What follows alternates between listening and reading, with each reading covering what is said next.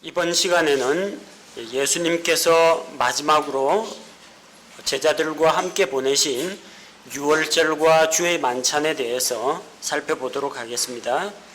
자, 유월절 즈음에 일어난 사건들을 개략적으로 정리를 해보면 예수님께서 유월절 어린 양으로 선택을 받습니다. 출애굽기 12장 3절에서 6절 말씀을 보면 유월절 어린 양은 아비볼, 니산월이죠. 아비볼 10일에 선택을 해서 관찰을 합니다. 그 양이 흠이 있는지 없는지 14일까지 관찰을 하고 이제 아무런 이상이 없으면 하나님께 드릴 희생 헌물로 쓸 수가 있다는 겁니다.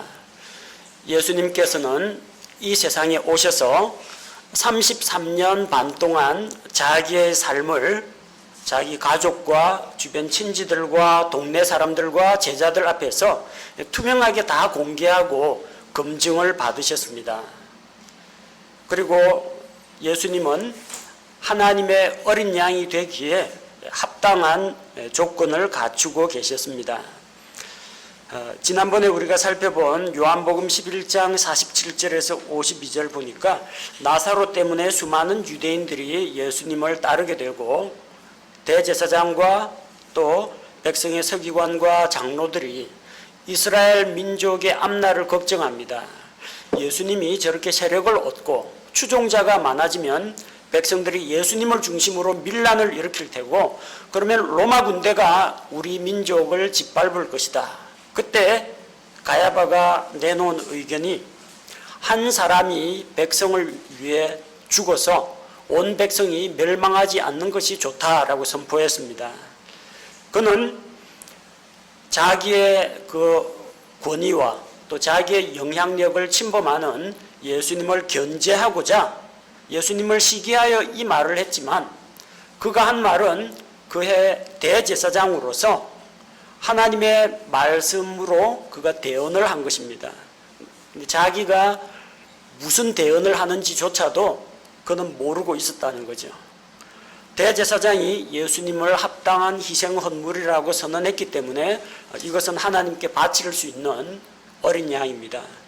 또 아비볼 11일부터 14일까지 관찰해서 아무런 흠이나 몸에 어떤 장애나 신체 이상이 없어야 제물이 될 수가 있는데 빌라도의 법정에서 당시 로마 총독 빌라도는 두 차례에 걸쳐서 나는 그에게서 어떠한 죄도 발견할 수 없노라 하고 두 번이나 법정에서 선언했습니다.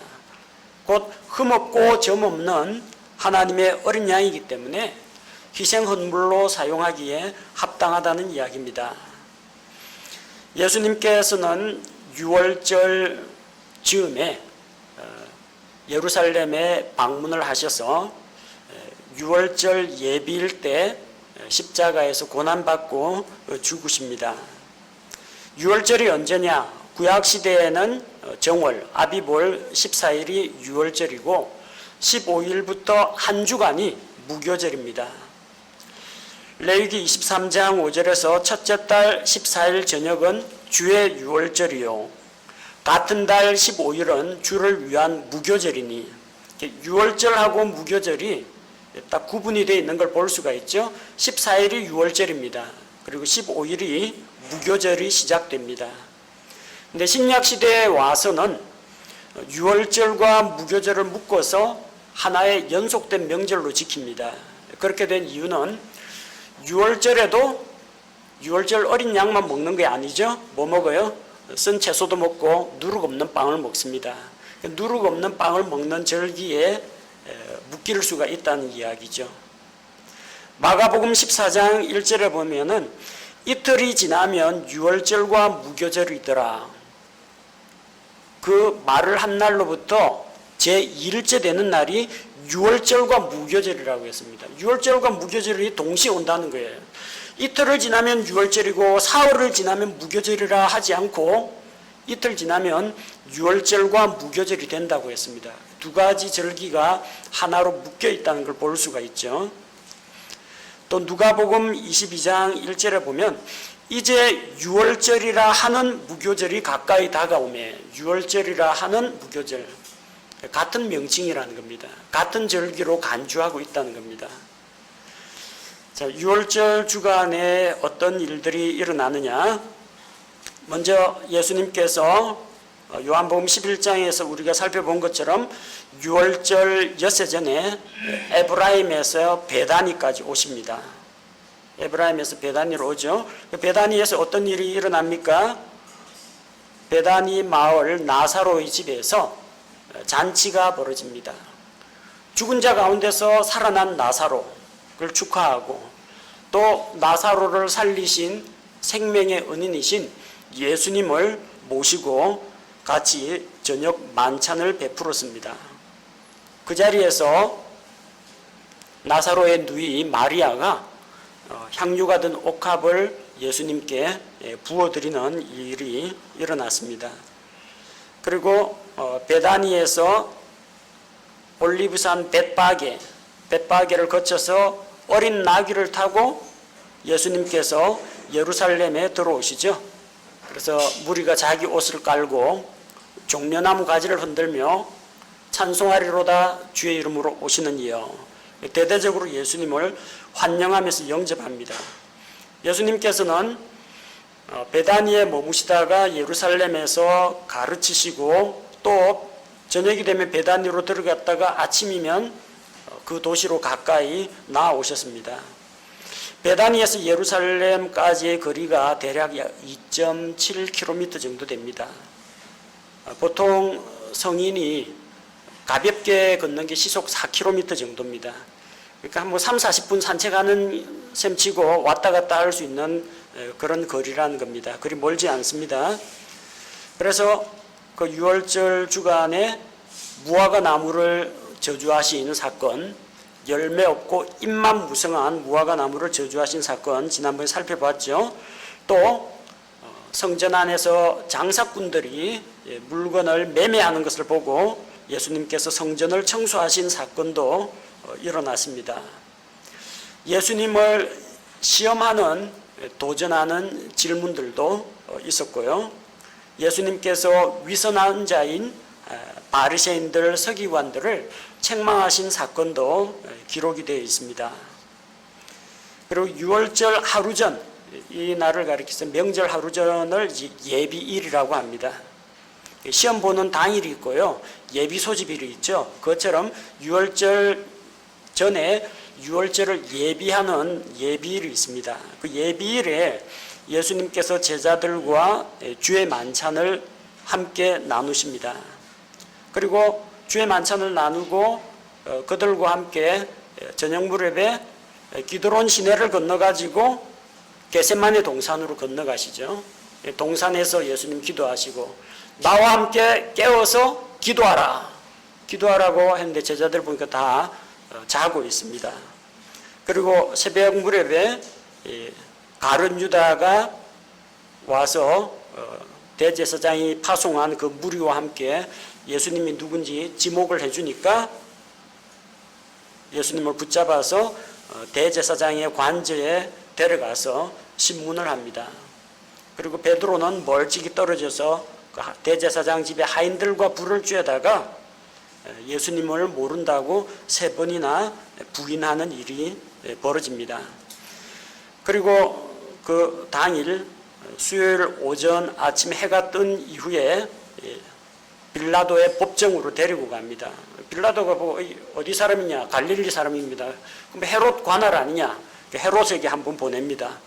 헤롯이 자기가 비록 유대의 총독으로 와 있지만 그 사분영주 헤롯의 그 권위를 인정해 주는 겁니다. 원래 빌라도하고 헤롯 사이는 이제 정치적인 이런 알력이 있는데 당일날 이제 서로 친구가 되었다고 했습니다.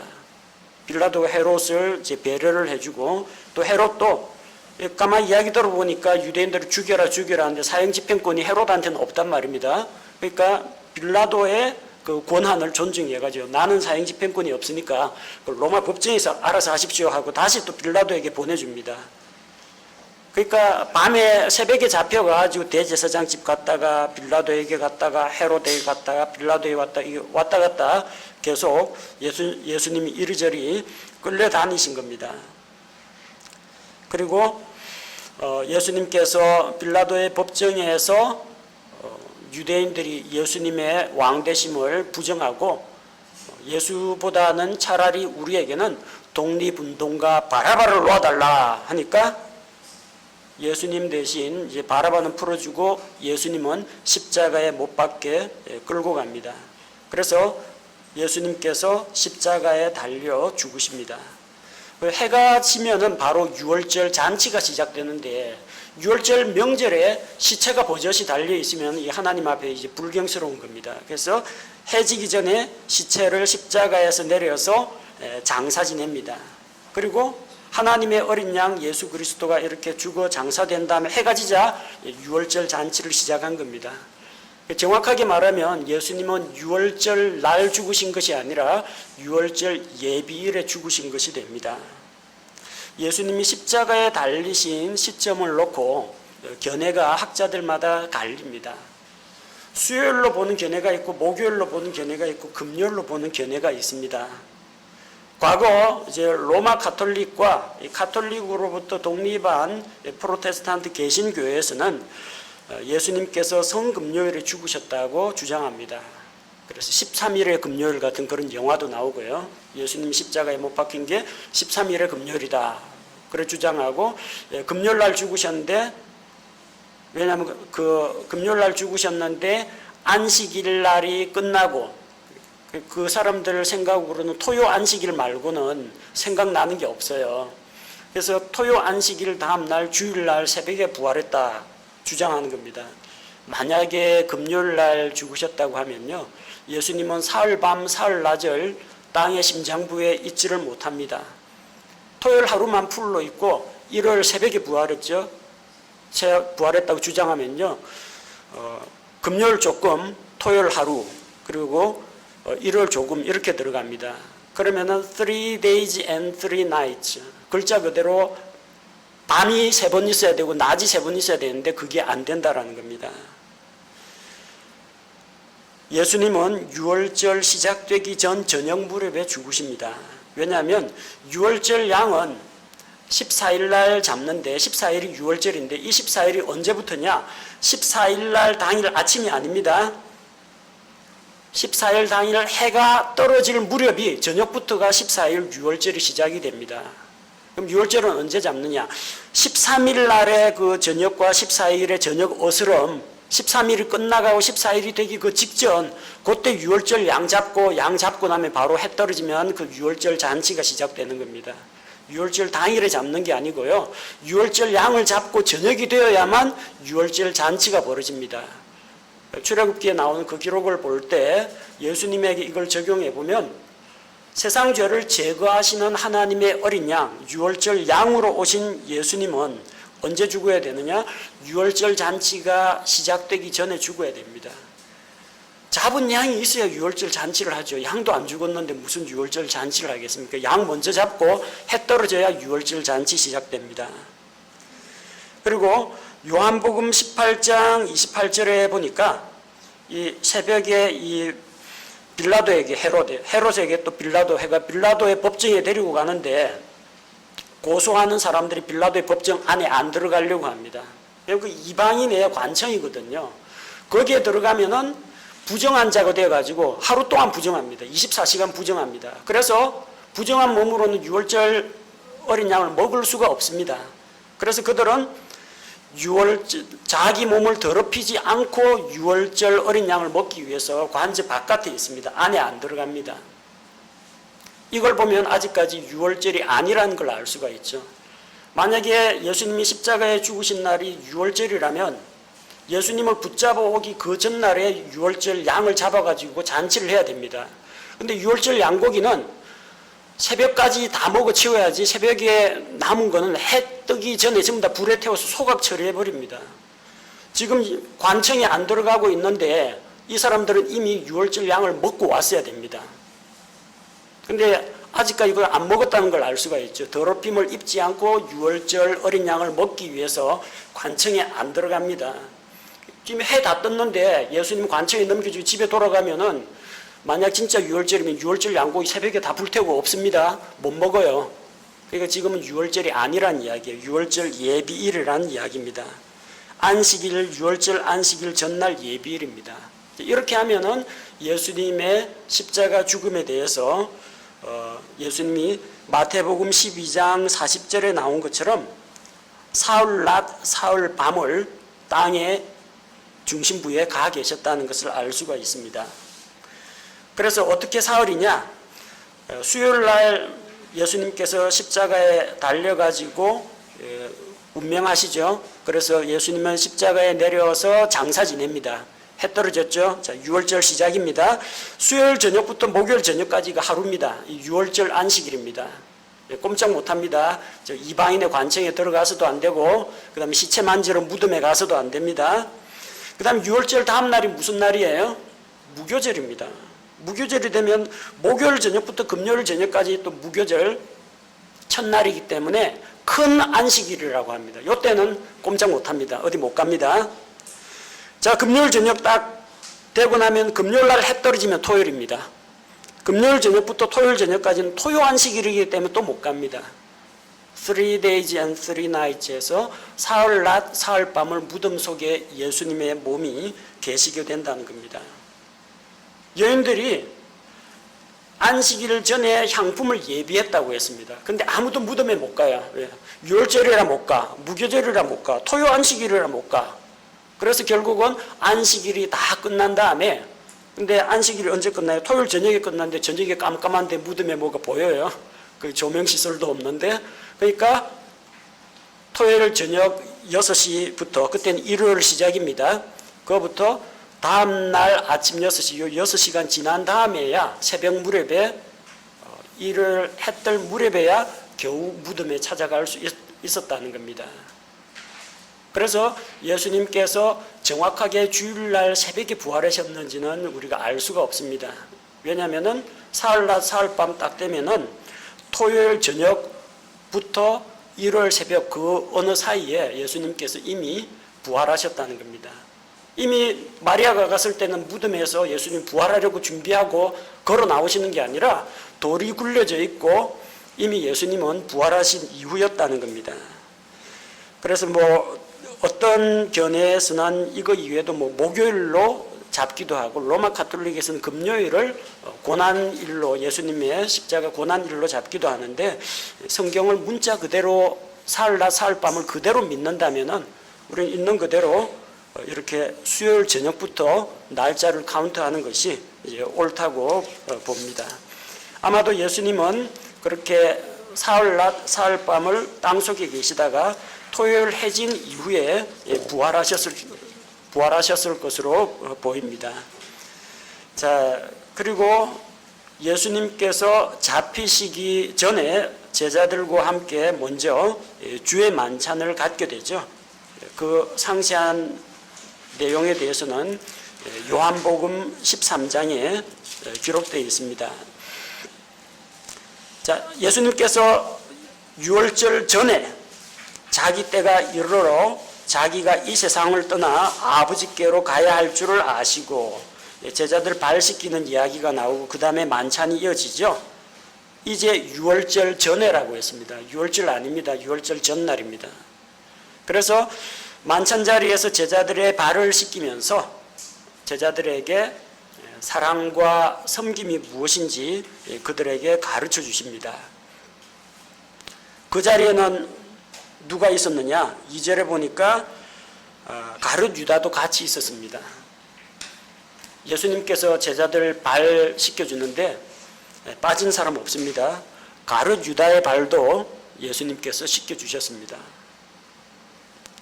그리고 시몬 베드로가 주님, 주께서 내 발을 씻으십니까? 자기 발은 절대로 씻지 못한다고 하니까 예수님께서 내가 너를 씻어주지 아니하면 나와 함께할 몫이 내게 없느니라. 너는 나와 상관없는 자가 된다고 말씀하셨습니다. 그러자 베드로가 이제 한 수 더 떠서 발뿐만 아니라 손과 머리도 씻어달라고 간청을 합니다. 예수님께서는 이미 씻긴 자는 모든 곳이 깨끗하기 때문에 발밖에 씻을 필요가 없다 말씀하십니다. 결국 예수님께서는 이 사람들을 위해서 대신 죽으심으로 예수님의 십자가의 단번 죽음으로 그들의 모든 죄를 한꺼번에 다 용서하십니다. 그러나 우리가 살다 보면 예수님의 피로 깨끗하게 된 자들이긴 하지만 생활 가운데서 또 얼마든지 다니면서 죄를 묻히고 다닐 수가 있습니다. 목욕을 깨끗이 했는데 샌들 신고 이스라엘 그 모래 땅 한번 나갔다 오면 모래먼지가 다 묻습니다. 목욕을 다시 해야 되는 건 아니죠. 발만 씻으면 됩니다. 그처럼 매일매일 우리가 하루 동안에 일어났던 일들에 대해서 또 하나님 앞에서 회개하고 예수님의 피를 의지해서 용서를 받기만 하면 됩니다. 그 만찬 자리에서 예수님께서는 한 사람이, 너희 가운데 한 사람이 나를 팔 것이라고 말씀하십니다. 제자들이 다 물어봅니다. 주님 접니까? 접니까? 돌아가면서 하나씩 다 물었어요. 근데 가룟유다가 주님 접니까? 그러니까 내가 말하였도다. 바로 너다. 라고 말씀하셨어요. 근데 제자들이 별 반응을 보이지 않습니다. 성질 급한 베드로가 칼 빼가지고 유다 목에 겨누어야 되는데 그러지를 않습니다. 그리고 친히 예수님께서 내가 빵 한 조각을 찍어서 주는 자가 바로 그 사람이라고 이야기합니다. 성경의 문화와 풍습에서 말씀드린 것처럼 유대 지방에서는 한 그릇 안에 있는 음식을 나눠 먹는 것을 지극히 큰 사랑으로 여깁니다. 더구나 자기 몫으로 주어진 음식을 떼어갖고 다른 사람에게 나눠주는 것을 가장 큰 사랑과 총애의 표시로 봅니다. 그래서 예수님께서 이 빵을 찍어가지고 유다에게 줬을 때 아마도 예수님하고 유다는 아주 가까운 자리에 앉아 있었던 것으로 보입니다. 예수님 앞쪽에는 아마 예수님의 품에 기대어 누운 그의 제자, 사랑하는 제자 요한이 있었을 테고 팔 닿는 거리 안에 유다가 있었다는 걸 보여줍니다. 그만큼 가까이 두셨습니다. 그런데 그 빵을 받아 먹고 유다는 곧 나가서 예수님을 넘겨주려고 합니다. 시편에 기록된 것처럼 시편 41편 9절 참으로 내가 신뢰한 나의 친한 친구 곧 내 빵을 먹은 자가 자기 발꿈치를 들어 나를 대적하였나이다. 함께 빵을 먹는 친구, 가까운 친구, 예수님의 가까운 자리에 있었고 예수님께서 재정을 맡긴 돈가방을 맡은 유다가 예수님을 대적하고 예수님을 배반하게 됩니다. 자, 그 만찬 자리에서 예수님께서는 새 언약을 세우십니다. 자, 새 언약에 대해서는 마태복음 26장 26절에서 30절에 상세히 기록되어 있습니다. 자, 예수님께서 빵을 집으사 축복하시고 그것을 떼어 제자들에게 주십니다. 그러면서 이것은 내 몸이니라 그렇게 말씀하시고 또 잔을 집으사 감사를 드리시고 그들에게 주시며 그것을 마시라고 합니다. 이 잔은 죄들의 사면을 얻게 하려고 많은 사람을 위하여 흘린 나의 피, 곧 새 상속 언약의 피라고 말씀하셨습니다.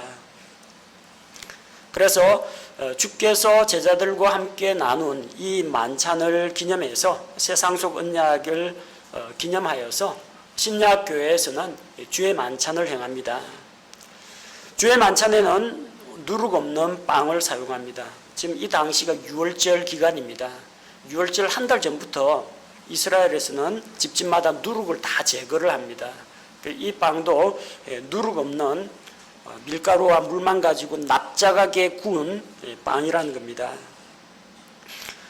성경에서 누룩은 죄를 상징합니다.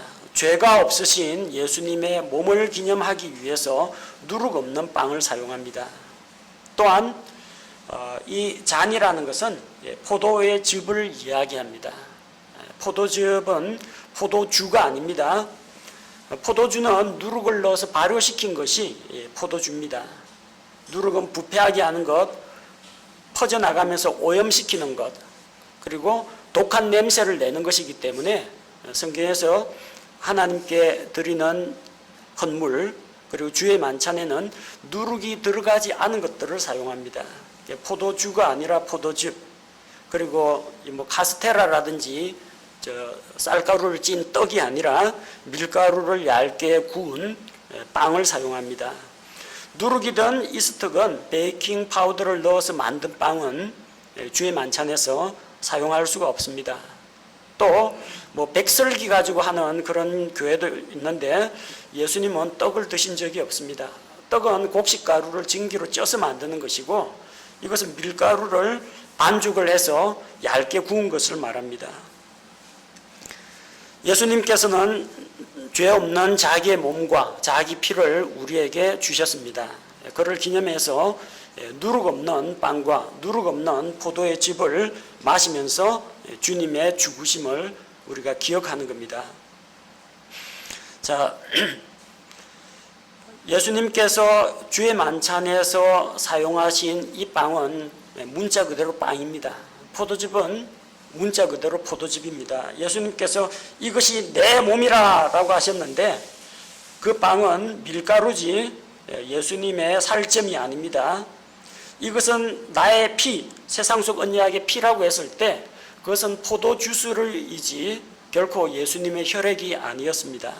왜냐하면 아직까지 예수님 십자가에 달려 죽으시기 이전입니다.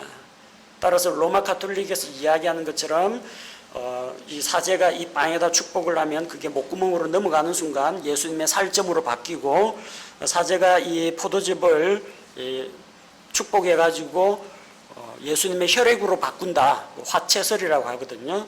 그것은 성경적으로 옳지 않다는 겁니다. 예수님은 진짜 빵하고 포도의 즙을 가지고 하셨지 예수님의 살점 고기 덩어리와 예수님의 혈액으로 이 일을 하신 것은 아닙니다. 이때 예수님께서 세상 속 언약을 상징하는 자기의 피에 대해서 말씀하셨는데 지금 이때는 주의 만찬, 마지막 만찬을 할 때는 세상 속 언약의 피가 아직까지 흘려지기 이전입니다.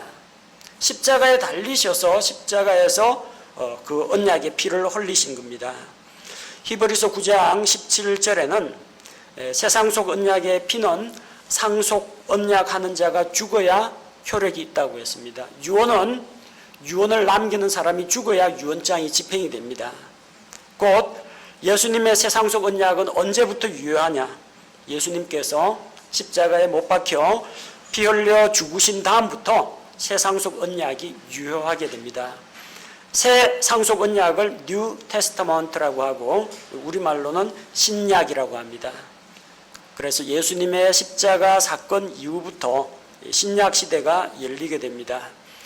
예수님께서 세우신 이 주의 만찬에 대한 규례가 오늘날 우리 신약교회에서 예수님께서 명하신 침례, 주의 만찬 이 두 가지를 우리가 지켜 행하는데 주께서 이것을 우리에게 직접 명하여 지키게 하셨기 때문입니다. 고린도전서 11장 23절에서 주의 만찬은 예수님께서 직접 제정하신 것임을 보여주고 있습니다. 내가 너희에게도 전해준 것은 내가 주께 받은 것이니 곧 주 예수님께서 배반당하신 바로 그 밤에 빵을 집으사 주께로부터 직접 받은 명령이라는 겁니다. 따라서 이 주의 만찬은 반드시 합당한 방식으로 진행을 해야 됩니다. 고린도전서 11장 27절에 그러므로 누구든지 주의 이 빵과 이 잔을 합당하지 않게 먹고 마시는 자는 주의 몸과 피에 대하여 죄가 있으리로다. 합당하지 않게 먹고 마시는 게 문제입니다. 합당하지 않은 자가 먹고 마시는 게 문제가 되는 게 아닙니다. 많은 경우 합당하지 않은 자라고 해서 주의 만찬한다 하면 보통 개신교회들에서는 성만찬한다, 성찬식 한다 그러면서 거룩할 성자를 사용해서 어쨌든 그 주간에는 일체 죄 짓지 말라고 합니다. 거짓말도 하지 말고 심지어는 교회 오기 전에 그 전날 부인하고 잠자리도 갖지 말라고 합니다. 거룩해야 된다고. 합당하지 않은 자가 먹을까 봐. 근데 하나님 앞에 합당한 자는 아무도 없어요. 다 죄인들밖에 없습니다. 우리는 주의 만찬에 내가 하나님 앞에 내세울 만한 자격 요건이 없습니다. 합당치 않은 자입니다. 그러나 하나님께서 우리를 합당한 자로 인정해 주시는 것이 예수님께서 우리 죄를 대신해서 대신 피 흘려 주셨기 때문입니다. 따라서 하나님은 합당하지 않은 우리의 죄악된 모습을 보는 게 아니라 우리를 대신해서 이루신 예수 그리스도의 보배로운 피의 공로를 보십니다. 우리의 죄를 보지 아니하시고 예수님의 피의 공로를 보시기 때문에 우리를 의롭다고 인정해 주시는 겁니다. 만찬을 받기에 합당한 자가 누구냐? 예수 그리스도를 구세주로 고백하고 그분을 구원자로 받아들인 자입니다. 그래서 합당하지 않은 자가 먹고 마시는 게 문제가 아니라 합당하지 않은 방식으로 합당하지 않게 취하는 자가 문제라는 겁니다. 고린도전서 11장에 바로 그 문제를 다루고 있습니다. 만찬에 참여하는 자의 성품이나 자질이나 영적 상태가 문제가 아니라 어떤 식으로 하느냐는 겁니다. 주의 만찬이 무엇입니까? 예수 그리스도께서 나를 대신해서 자기 살을 찢으시고 피를 흘려 대신 죽어주신 것, 그걸 기념하고 감사하는 것이 주의 만찬입니다. 예수님이 자기 한 사람만 위해서 죽었습니까? 옆에 있는 형제, 다른 자매들, 다른 교회 성도들을 위해서도 죽었지 않습니까? 곧 이 만찬을 먹는 다른 성도들도 예수님의 피로 구속받은 한 형제 자매라는 걸 고백하는 겁니다.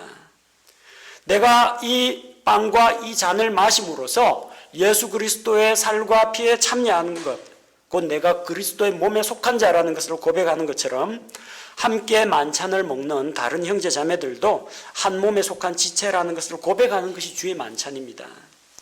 그런데 그걸 합당하지 않게 만찬을 받아들이는 자들이 있다는 겁니다. 분명히 만찬은 먹습니다. 누룩 없는 빵, 누룩 없는 잔은 먹는데 합당하지 않은 방식으로 취하는 자들이 있다는 겁니다. 어떤 자들이 있느냐? 고린도전서 11장 20절에서 22절을 보면은 그러므로 너희가 한 곳에 함께 모일 때 이것이 주의 만찬을 먹는 것이 아니니, 함께 모여가지고 분명히 주의 만찬을 먹는데 주의 만찬을 먹는 게 아니라고 했습니다. 왜 주의 만찬을 먹는 게 아니냐면요, 먼저 온 자들이 다른 사람들을 기다리지 않고 자기들끼리 먼저 먹어치우기 때문입니다.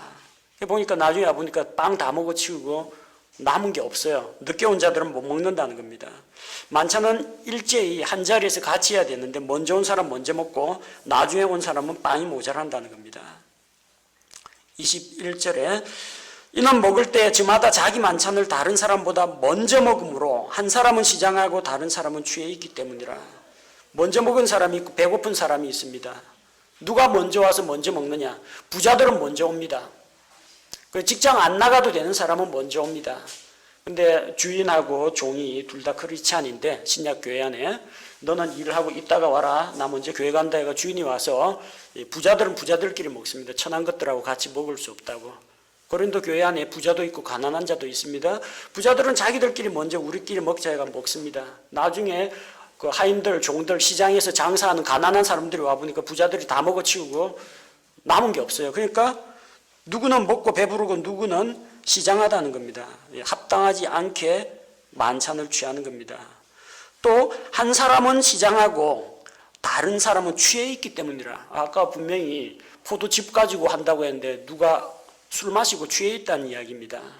이거는 당시 주의 만찬은 먹어도 좀 배가 안 부릅니다. 여러분 드셔보셨죠? 이 빵 조각, 그 납작한 그 얇은 비스킷 같은 그거 몇 조각 먹고 배가 부르겠어요? 그리고 포도즙 이거 마시고, 보통 이게 사람들이 일 마치고 저녁 때 이 당시에 모였는데 이거 가지고 안 되기 때문에 주의 만찬 한다 하면은 특별히 애찬이라는 게 있습니다. 피스트 오브 체리티라고 애찬이 있는데 이 애찬 때는 주로 고기가 나옵니다. 이 애찬이 있는데 이 애찬을 먹는데 원래 만찬이 끝나고 주의 만찬 끝나고 성도들과의 교제를 위해서, 이거는 음식이지 그 주의 만찬과 같은 예식은 아닙니다. 자, 이 애찬을 먹는데 고기에는 역시 술이 있어야지 해가지고 고기 뜯어먹고 이 술도 같이 하는 겁니다. 조금 전에 주의 만찬 먹었는데 보니까 주의 만찬 한다고 해서 헐레벌떡 다녀왔는데 누구는 배 두들기고 있고 누구는 벌써 취해갖고 술 취해갖고 뻗어 있는 겁니다. 이게 무슨 주의 만찬이냐는 겁니다. 만찬 자리에 술 가져와서 마시고 취하는 사람들이 있었다는 겁니다. 부자들은 가난한 자들을 업신여깁니다. 없는 자들을 부끄럽게 하고 업신여깁니다.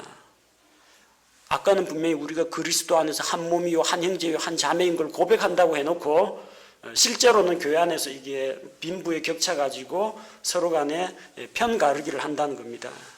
또 교회 안에 고린도 교회 안에 또 파당이 있습니다. 나는 아볼로파다, 나는 게바파다. 뭐야, 나는 그럼 그리스도파다. 파당이 생기는 겁니다. 아까 분명히 주의 만찬할 때는 그리스도 안에서 한 몸이라고 해놓고 아볼로파, 게바파도 다 뭐냐는 겁니다. 이게 무슨 주의 만찬이냐는 겁니다. 그러니까 이게 주의 만찬을 먹는 게 아니라니까요. 분명히 음식은 그렇게는 먹고 형식적으로 먹는데 그게 무슨 주의 만찬이냐는 겁니다. 그래서 내가 이 일로 너희를 칭찬하랴 너희를 칭찬하지 않는다라는 겁니다. 이게 합당하지 않은 방식으로 만찬을 취하는 겁니다. 그래서 고린도전서 11장 17절에 내가 너희를 칭찬하지 아니하노니 그것은 곧 너희가 함께 모이는 일이 더 좋은 일이 되지 못하고 더 나쁜 일이 된다는 것이라. 모이기를 힘쓰라고 했는데 또 주의 만찬한다고 모인다고 했는데 그 모이는 게 좋은 일이 아니라 더 나쁜 일이 된다는 겁니다. 왜요? 주의 만찬에서 이 하나가 되는 모습을 보여줘야 되는데 파당이 되고 빈부격차 나누고 형제를 업신여기고 하는데 이게 무슨 합당한 만찬이냐는 겁니다. 그래서 그런 자에게는 어떤 일이 있다고요? 합당하지 않게 먹고 마시는 자는 주의 몸과 피에 대하여 죄가 있으리로다. 하나 되라고 흘려주신 그 피, 하나 되라고 찢어주신 그 주님의 살, 그리스도 안에서 하나됨을 모욕하고 우리가 그리스도 안에 한 지체임을 부정하는 자는 죄가 있을 것이라고 했습니다. 합당하지 않게 먹고 마시는 자는 주의 몸을 분별하지 못하고 자기를 위해 정죄를 먹고 마신다. 그런 자들은 어떻게 되느냐? 30절에 이런 까닭에 너희 가운데 약한 자와 병든 자가 많고 잠자는 자도 많다고 했습니다. 주의 만찬을 합당하지 않게 행하는 자는 죄가 있다고 했고 그들은 징계를 받아서 몸이 약하게 되고 병들고 심지어는 죽는 일까지 있었다는 겁니다. 그래서 주의 만찬을 업신여기지 말라고 했습니다. 이 주의 만찬은 우리 주 예수 그리스도께서 십자가에서 우리를 위해서 자기의 살을 찢으시고 피를 흘려주신 그 대속의 죽음을 기념하는 의식입니다. 또 그리스도 안에서 우리가 하나의 머리이신 예수 그리스도 그리고 그 머리에 붙어있는 몸, 한 몸 안에 각기 제각기 기능이나 역할은 다르겠지만 그리스도 안에 있는 한 지체임을 고백하는 하나로 연합되는 그 의식이 주의 만찬이라는 것을 꼭 기억해야겠습니다.